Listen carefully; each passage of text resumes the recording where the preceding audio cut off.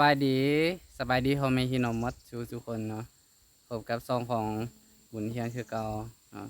คือมื้อนี้เนาะได้ออกโฮมหมอแล้วออกหมอแล้วเฮาขี่รถกลับเนาะคือจะให้แม่ของนาซาพาน้องเฮินกลับก่อนเนาะเด้มื้อนี้นาซาเฮินกลับมานี่เฮินมาหับน้องสาวเฮินเนาะแต่ว่าขี่รถยังมาหับ ตอนกราบนี่บ่ไหวเมารถเห็นบ่แม่นนี่ เห็นเมารถเนาะบ่ขี่รถยาวบ่ได้ก็เลยว่าพากันขี่รถจักรเมื่อนำกัน2 คนเนาะ2พ่อลูกน้องเพิ่นหันให้แม่ตู้มารับแม่ตู้เพิ่นพาขี่รถยากลับเนาะแต่ว่ามื้อนี้มันอากาศร้อนแดดร้อนเนาะขี่มาได้ระยะหนึงแล้วแหละพากันมาแวะพักผ่อนอยู่กลางหนว่ามันกลางทางเนาะแคมทาง คือมื้อนี้ก็เป็นมื้อบุญออกพรรษาปวารณาเนาะมื้อบุญช่วงเรือคือเขาช่วงเรือสยบุรีเนาะมื้อนี้เป็นการชิงแชมป์สีไฮทรายเนาะมื้อนี้แต่ว่าบ่ได้ไปซ้ำเพราะว่าได้ออกโรงหมอแล้วก็แม่นพากันกลับบ้านเลยนะนี่อันนี้ก็เป็นที่พักทางแคมป์ทางเนาะจะเหลื่อมๆในเพราะว่ามื้อนี้มันแดด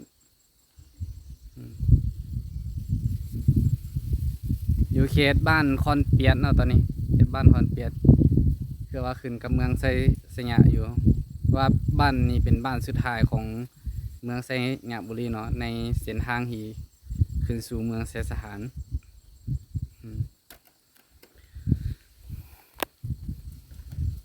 โอ้อากาศอยู่ตอนนี้นี่เย็นเนาะลมพัดเย็นสบายดีเพราะว่าพวกเราอยู่ห่มใหม่เนาะมันก็เลยว่าเย็นๆนิดนึงแตกต่างกันกับอากาศอยู่ตรงเขตตัวเมืองอยู่ไซยะหุ่นหลายอากาศอยู่เขตนี้มันจะลมพัดลมรวงมันจะเย็นนะคือคนนี้อยากรับเนี่ยขี่รถมาไปพักผ่อนเห็นนอนเหมาะรับอยู่รถนี้นิดนึงอีกเจ้านายเลยจะคอยไปเนาะเมย์เห็นยังขี่รถมาตามหลังเนาะเขาก็กลายไปเมื่อกี้นี้ขี่รถมาตามหลังแต่ว่าเห็นกลายไปเมื่อกี้นี้พอผมเขาจอดอยู่เนาะแวะจอด2 บอลแล้วก่อนที่จะมาหอดจุดนี้เนาะเอาจากนั้นเราไปต่อนะได้ว้ายเด็กช้ามันบกขึ้นพูดนี่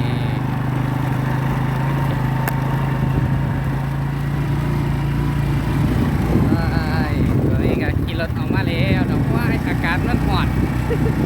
น่ายืดอยู่เพื่อน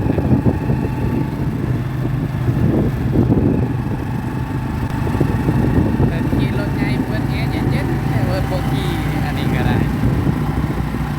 จะขี่รถจักรภาษา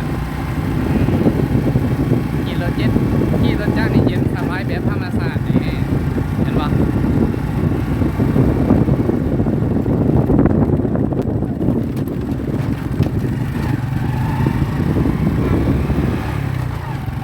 ขี่รถจักรเขาก็เย็นคือกันเนาะ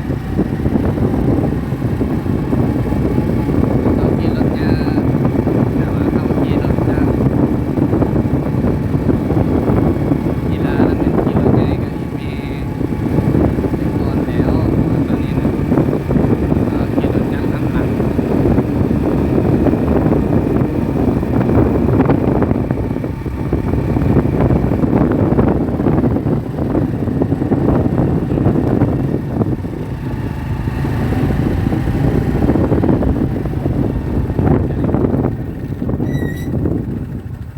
เออเดี๋ยวจีให้เบิ่งกองนาให้เบิ่งเนาะเพราะว่าช่วงนี้เขาเจ้ากำลังเกี่ยวเขาเนาะเดี๋ยวจะให้เดี๋ยวสิให้กองนาให้เบิ่งว่าเพราะว่าอยู่เขตทางเมืองเซสานนี่แหละเขาเจ้ากำลังอันนั้นกำลังเกี่ยวเขาเนาะเขาให้กำลังสุกเหลือง นี่เนาะเขาให้เขาเจ้าคือว่าเกี่ยวแล้วเนาะบางเจ้ากำลังเกี่ยวอยู่แต่ว่าบางเจ้าก็เกี่ยวแล้วนะเดี๋ยวจะซุ่มเบิ่งกลางๆให้เบิ่ง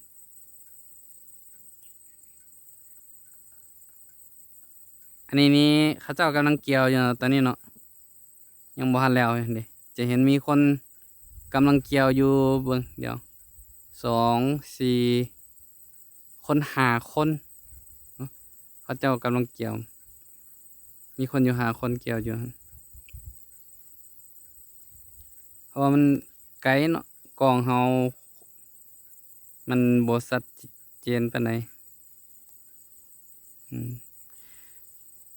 คือตัวนี้นี่เนาะอันนี้นี่ละแม่นเพิ่นเกี่ยวแล้วแล้วเฮ็ดเป็นซุ้มไว้แนวนี้เนาะอืมเกี่ยวแล้วจะเฮ็ดซุ้มปลาไว้พุ่นแหละประมาณเดือน12พุ่นแหละเพิ่นจึงกลับมาตีเนาะเพราะว่าจะแม่นเกี่ยวของตัวเองแล้วก็ไปช่วยผู้อื่นเนาะช่วยคนอื่นเกี่ยวแล้วก็แม่นเฮ็ดซุ้มไว้คือกันแนวนี้แหละอันนี้จะเป็นซุ้มแนวนี้หลังจากเกี่ยวของหมู่เพื่อนหลายคนแล้วเนาะฮอดเวลานั้นแล้วก็เขาก็กลับมาตีบัดนี้ก็จะแบบลักษณะปีหนึ่งจะเป็นในเวลาเก็บเกี่ยวเนาะจะเป็นเอาแห้งกัน2เทื่อเอาแห้งเกี่ยวเนาะเกี่ยวเลยแล้วก็ห่อมาเฮ็ดเป็นซุ้มไว้แนวนี้แล้วหลังจากหมู่เพื่อนที่มาเอาแห้งหันช่วยกันแล้วเมื่อเราก็จะเป็นมาต้มแห้งกัน